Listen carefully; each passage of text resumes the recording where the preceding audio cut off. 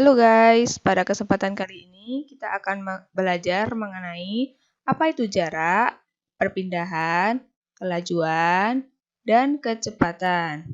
Oke, perhatikan ya animasi berikut. Apa yang terjadi ketika lampu hijau telah menyala?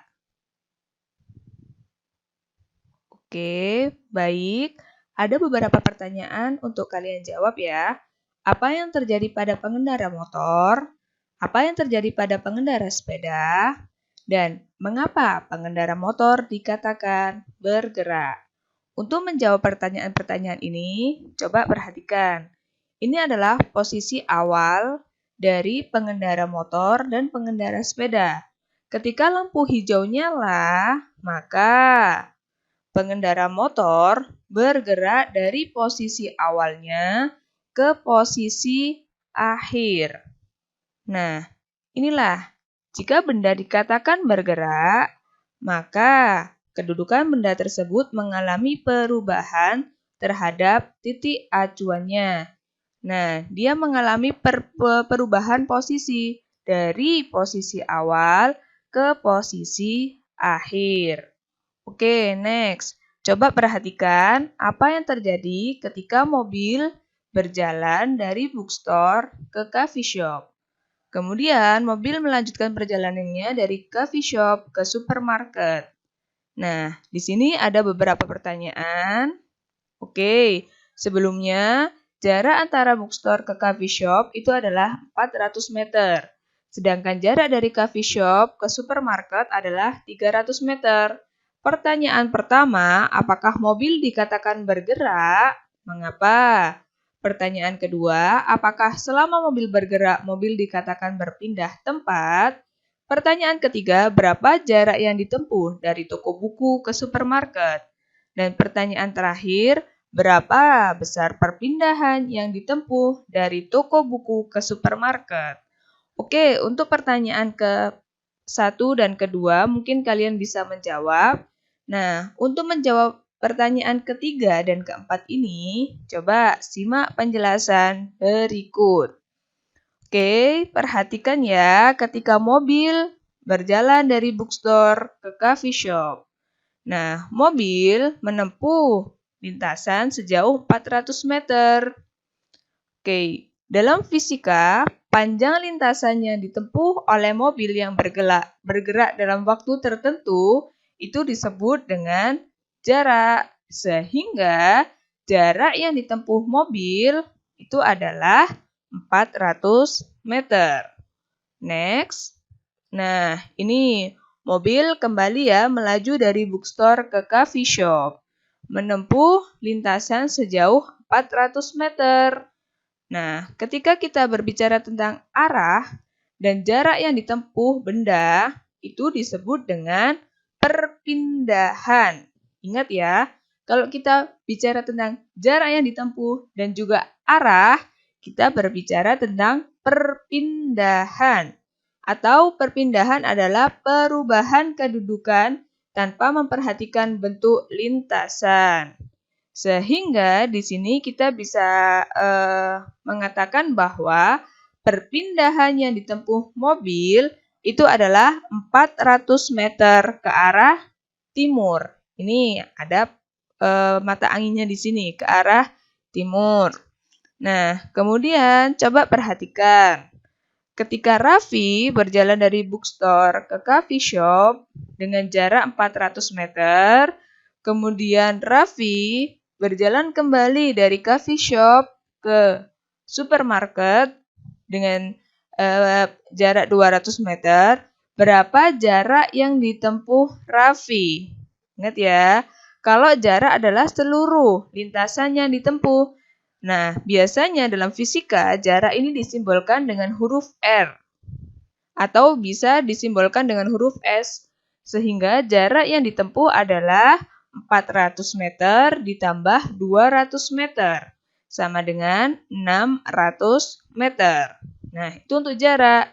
Berbeda lagi ketika kita berbicara tentang perpindahan. Coba perhatikan ya.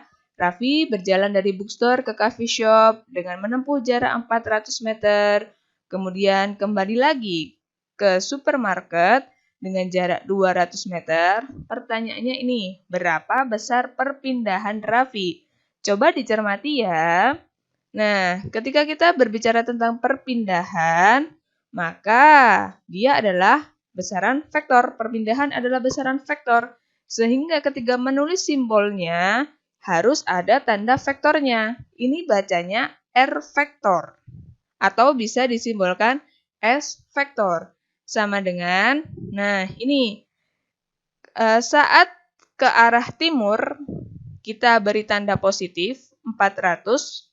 Kemudian berlawanan arah, ya, ke arah barat, kita beri tanda negatif. Karena arahnya berlawanan kan tadi.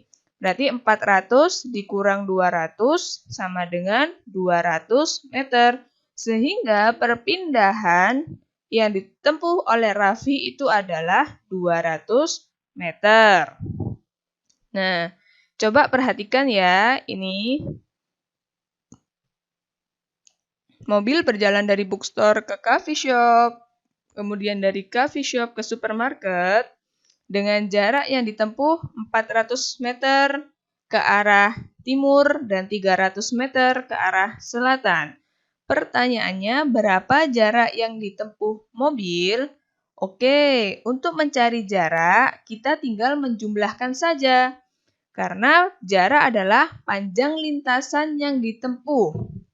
Oke, jadinya 400 meter ditambah 300 meter sama dengan 700 meter. Nah, kita ulangi lagi ini animasinya. Oke. Nah, pertanyaannya sekarang, berapa besar perpindahannya ya?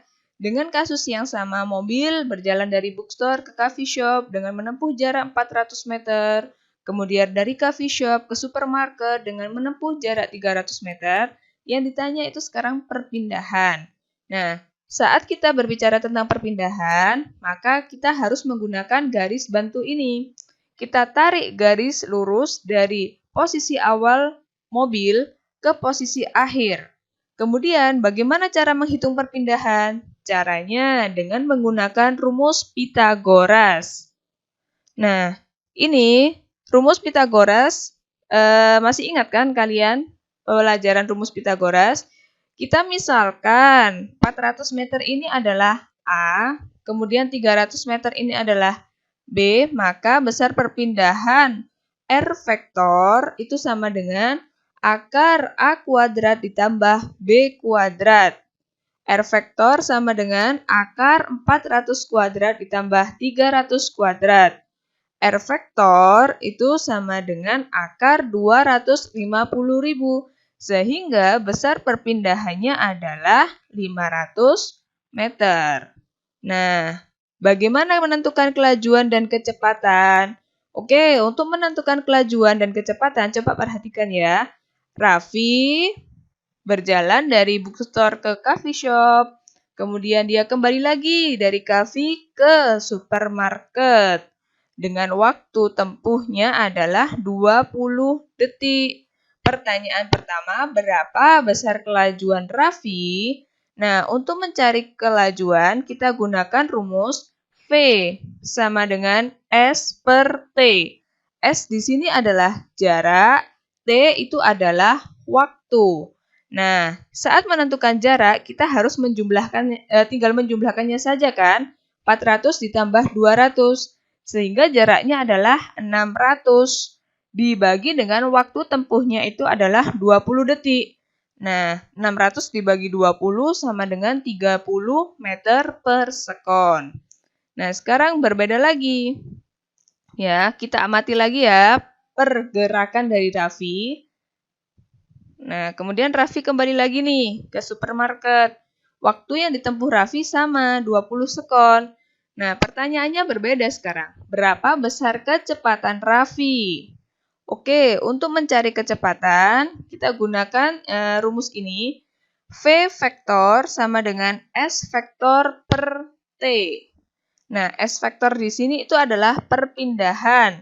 Dan T adalah waktu. Ingat, ketika kita menentukan kelajuan tadi, kita menggunakan S itu adalah jarak, tetapi ketika kita menentukan kecepatan, S vektor di sini itu adalah perpindahan. Nah, masih ingat kan cara menentukan perpindahan? Kalau arahnya itu ke kanan, ya, kita beri tanda dia positif.